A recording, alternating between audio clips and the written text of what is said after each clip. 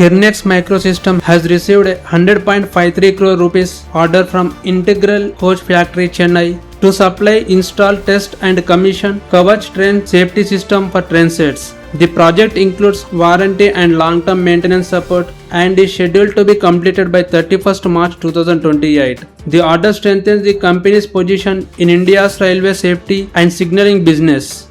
Kirloskar Brothers UK subsidiary SPP Pumps has secured an international order worth 149.59 crore rupees from Saipem Offshore Construction SPA. The contract is for supplying vertical pumps and spare parts, with execution expected over the next 50 to 60 weeks. The order further strengthens the company's global presence in the industrial pumps business.